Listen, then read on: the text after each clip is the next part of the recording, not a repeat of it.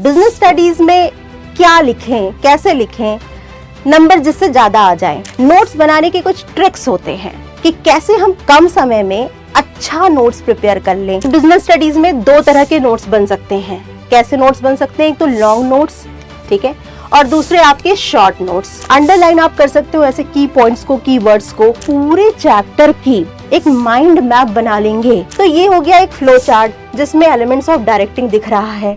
Hello बच्चों, सबसे ज्यादा समस्या एक बार जरूर बच्चों को होती है कि मैम बिजनेस स्टडीज में क्या लिखें, कैसे लिखें, नंबर जिससे ज्यादा आ जाए।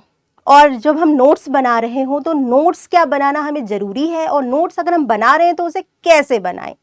तो इस तरह की जो समस्याएं आती हैं वो बिजनेस स्टडीज सब्जेक्ट में देखने को मिलती हैं। एक क्वेश्चन और भी बच्चे करते हैं कि मैम ठीक है, नोट्स बनाना क्या जरूरी है?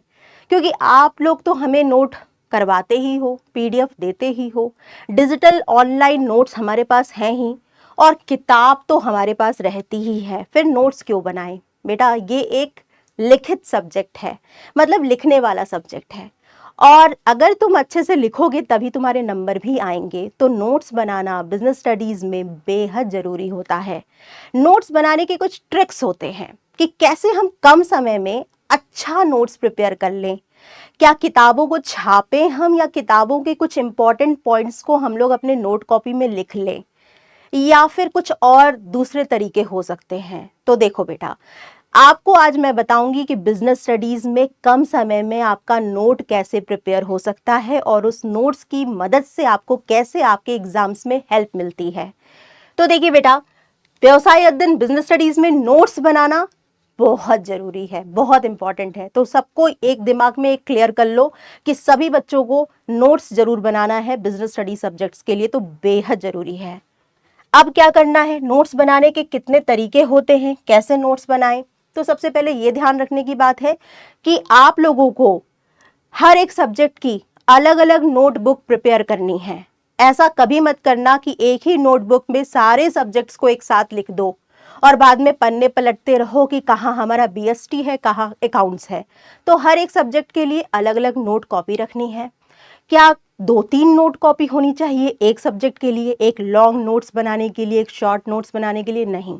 आप लोग क्या कर सकते हो बेटा, लॉन्ग नोट्स और शॉर्ट नोट्स दोनों बना सकते हो एक सब्जेक्ट के लिए एक ही कॉपी में। जैसे बिजनेस स्टडीज में दो तरह के नोट्स बन सकते हैं। कैसे नोट्स बन सकते हैं? एक तो लॉन्ग नोट्स, ठीक है, और दूसरे आपके शॉर्ट नोट्स, ठीक है। ये दोनों नोट्स आप बना सकते हो। लॉन्ग नोट्स क्या होते हैं मैम? क्या पूरा किताब छापना है इसमें? नहीं। इसमें आपको क्या लिखना है? पहले तो आपको हर एक कॉन्सेप्ट की जितनी भी हेडिंग्स आ रही हैं वो लिखना है।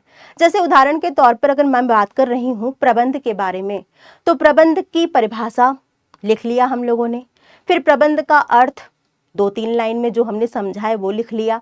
अब बात करते हैं प्रबंध की विशेषताओं की। तो प्रबंध की कई सारी विशेषताएं होती हैं। पहली विशेषता क्या होती है कि प्रबंध जो है वो उद्देश्य उन्मुखी प्रक्रिया है। ये क्या हो गया? उद्देश्य उन्मुखी। ये एक हेडिंग हो गई प्रबंध की विशेषता की। तो आप हेडिंग्स को किताबों से, अपने नोट कॉपी से, या आपको जो पढ़ाया जा रहा है उससे आप पूरा का पूरा हेडिंग कॉपी कर सकते हैं। जैसे कि मैंने एग्जाम्पल के तौर पे आपको बता दिया प्रबंध की विशेषताएं। पहली हेडिंग क्या होगी? पहली हेडिंग विशेषताओं में होगी कि प्रबंध एक उद्देश्य उन्मुखी प्रक्रिया है। इसको आपने किताब से देख करके लिख लिया, ठीक है।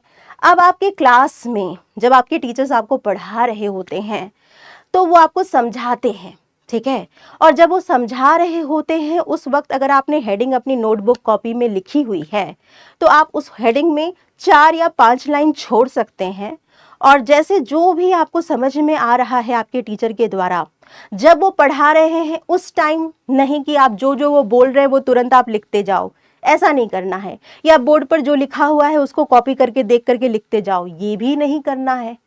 आपको क्या करना है बेटा, जब उन्होंने पढ़ा लिया, जब उन्होंने समझा लिया और बीच में वो पॉज ले रहे हैं, या बीच में कोई एग्जाम्पल बता रहे हैं, या बीच में कोई दूसरा टॉपिक आ गया हो, फिर आप क्या कर सकते हैं, जो आपने सुना है उसे आप रिकॉल करेंगे, याद करेंगे तुरंत, और जैसे सुना है वैसे ही आप इसको लिखते जाएंगे अपने खुद के शब्द में, जो भी आपको टूटा फूटा समझ में आ रहा है। इसे कहते हैं रफ नोट्स। जो आपने हेडिंग तो आपने बना लिया था देख करके, लेकिन उसके अंदर के जो शब्द हैं, उसके अंदर की जो व्याख्या है वो आपके खुद के शब्दों में होगी, और उसी समय भी आप कर सकते हैं जिस समय आपका क्लास चल रहा है। लेकिन अगर मान लीजिए आपको लग रहा है कि नहीं, आपका जो मतलब कहते हैं कि आपकी जो पढ़ने की जो क्षमता है वो यदि कम हो रही है, या आप पूरा फोकस नहीं कर पा रहे, तो कोई ज़रूरत नहीं है कि आप उसी टाइम नोट्स बनाइए। उस टाइम आप सिर्फ हेडिंग लिख करके छोड़ दीजिए 4-5 लाइन, और उसके बाद जैसे ही वो आपकी क्लास ओवर हुई, जैसे ही आपने जो भी चीज़ें समझी हैं उसको समझ करके, या एक बार आप फिर से उस चीज़ को रिवाइज करके, पढ़ करके, देख करके 4-4 लाइन जो जो आपने समझा है वो आप अपने हेडिंग के साथ लिखते हुए चलेंगे। इससे क्या होगा, कम टाइम में आपके खुद के नोट्स तैयार हो जाएंगे और आपके खुद के शब्दों में तैयार हो जाएंगे, जिसे बड़ी आसानी से आप याद रख सकते हैं। ठीक है, इसके बाद क्या करना है बेटा, अंडरलाइन आपको करना है। जैसे मान लो कि कोई बहुत अच्छा एग्जाम्पल आया, ठीक है, या कुछ शब्द आपके टीचर्स ने या आपकी नोट कॉपी में आपको लग रहा था कि नहीं ये बहुत इंपॉर्टेंट है, उसको अगर आप लिख रहे हो तो उसको आप अंडरलाइन कर सकते हो। ठीक है, तो अंडरलाइन आप कर सकते हो ऐसे की पॉइंट्स को, की वर्ड्स को। आपको बेटा बहुत ज़्यादा टाइम वेस्ट नहीं करना है, तो बहुत ज़्यादा आप रंग बिरंगा नोट्स मत बनाइए। आप क्लास 11th में हैं, क्लास 12th में हैं, तो आप एक खुद ही सीनियर क्लास में आ चुके हैं। तो आपको क्या करना होगा, जैसे आप अपने एग्जाम्स में लिखते हैं, जिन पेन का यूज़ करना होता है उसी पेन के प्रयोग करके आप अपने नोट्स बनाएंगे। जनरली आप कोशिश करिए कि आप सिर्फ 2 कलर के पेन का यूज़ करिए, ब्लैक और ब्लू। ठीक है, और जहां आपको लग रहा है कि ज़्यादा अंडरलाइन करने की ज़रूरत है, ज़्यादा फोकस करने की ज़रूरत है, या इंपॉर्टेंट चीज़ें हैं, उसको आप हाइलाइटर से हाईलाइट कर सकते हैं। ठीक है, तो आप 2 ही कलर का यूज़ करिए, इससे आपके टाइम का बहुत ही सेव होता है। बाकी आप जैसे बहुत बड़े बड़े शब्दों को लिख ना करके आप छोटे छोटे शब्द भी यूज़ कर सकते हैं। जैसे उदाहरण को क्या लिख सकते हैं, एग्जाम्पल EX कर सकते हैं, है ना। कंपनी को आप क्या कर सकते हैं, CO कर सकते हैं कंपनी लिखते समय। ठीक है, तो इस तरह से आप छोटे छोटे शब्दों का भी प्रयोग कर सकते हैं लॉन्ग लॉन्ग वर्ड्स लिखने की जगह पर। आप एग्जाम्पल जरूर दीजिए क्लास में, जब आपको जो भी समझाया जा रहा है। आपके टीचर्स बहुत सारे एग्जाम्पल्स लेते रहते हैं BST में, तो उस तरह से एग्जाम्पल्स के दे करके आप क्या कर सकते हैं कि बहुत आसानी से याद कर सकते हैं चीज़ों को। तो ज़रूर अपने नोट कॉपी में एग्जाम्पल्स लिखते जाइए, हर एक टॉपिक से रिलेटेड जो भी एग्जाम्पल्स आपको समझ में आ रहे हैं क्लास में उसको। ये आपकी नोट कॉपी तैयार हो जाती है और ये लॉन्ग नोट्स आपके प्रिपेयर हो जाते हैं बिना टाइम को वेस्ट किए हुए। हो सकता है कि आपको लग रहा हो कि क्वालिटी उतनी अच्छी नहीं है नोट्स की, लेकिन ये बहुत इंपॉर्टेंट है बेटा कि क्वालिटी से ज़्यादा आपको क्या चीज़ें समझ में आई हैं, क्योंकि किताब की लैंग्वेज आप कभी भी अपने एग्जाम्स में उतार करके नहीं आते हैं। आप वही लिख करके आते हैं या वही ज़्यादा अच्छे से लिख पाते हैं जो आपका कॉन्सेप्ट आपको समझ में आया है वो। तो जो चीज़ें आपके लिए आसान है उन्हीं चीज़ों को आप चुनिए। उन्हीं चीज़ों को चुनने का मतलब है कि खुद के बनाए हुए ही शब्दों का प्रयोग करके आप अपने एग्जाम में भी लिखते हैं, और यही चीज़ें आपको नोट कॉपी में भी करते समय ध्यान रखनी चाहिए। इसके बाद आता है बेटा शॉर्ट नोट्स। शॉर्ट नोट्स भी आप बना सकते हैं। जब आप लॉन्ग नोट्स बना देते हैं किसी टॉपिक के, किसी चैप्टर में, तो फिर आप क्या कर सकते हैं कि उसी टॉपिक के अंत में या पूरे चैप्टर के लास्ट में आप एक माइंड मैप बना सकते हैं। माइंड मैप या कॉन्सेप्ट मैप, जिसे आप शॉर्ट नोट्स भी बोल सकते हैं। इसमें आप क्या कर सकते हैं कि जैसे आप प्रबंध की विशेषताएं बता रहे हैं, तो प्रबंध क्या है, उद्देश्य उन्मुखी है, पहला लिख दिया। दूसरा लिख दिया प्रबंध क्या है, गतिशील है। तीसरा क्या है, प्रबंध बहुआयामी है। तो जितने भी प्रबंध की विशेषताओं में जो जो विशेषताएं आती हैं उन सब विशेषताओं की आप हेडिंग एक साथ लिख दिए। फिर प्रबंध के उद्देश्य लिख दिए, उन तीनों उद्देश्यों को लिख दिया आपने, संगठनात्मक उद्देश्य, सामाजिक उद्देश्य, व्यक्तिगत उद्देश्य।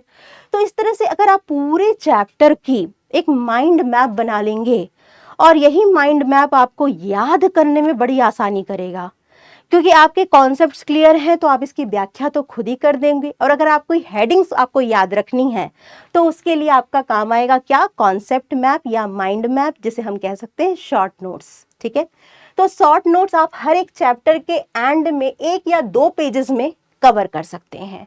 ठीक है, और इसके लिए आप बेटा क्या करिए, बुक से आप पूरे शॉर्ट नोट्स बना सकते हैं, बुक की हेडिंग्स को उतार सकते हैं, आपको जो PDF मिल रहा है उसको देख सकते हैं, और आप फ्लो चार्ट के बेसिस पर, यानी बॉक्सेस में विशेषताओं को दिखा सकते हैं। फ्लो चार्ट का यूज करके आप अपने शॉर्ट नोट्स प्रिपेयर कर सकते हैं। अब बात आती है कि मैम फ्लो चार्ट का मतलब क्या हुआ, फ्लो चार्ट कैसे बनेगा। तो ये देखो बेटा, फ्लो चार्ट बनाने के लिए आप क्या कर सकते हैं, जैसे यहाँ पर बताया गया है एलिमेंट्स ऑफ डायरेक्टिंग, मतलब निर्देशन के तत्व।